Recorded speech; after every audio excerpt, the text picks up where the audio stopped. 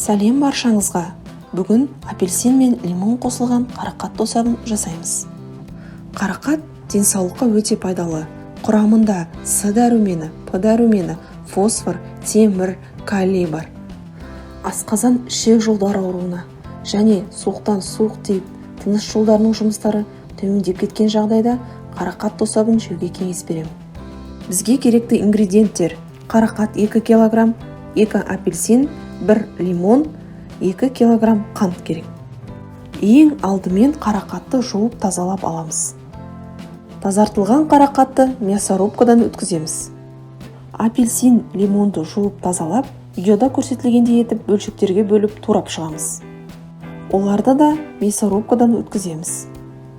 Қарақатқа лимон мен апельсинді салып араластырып, үстіне қант салып жақсылап араластырып, 1 сағат қант ерігенше қойып қоямыз.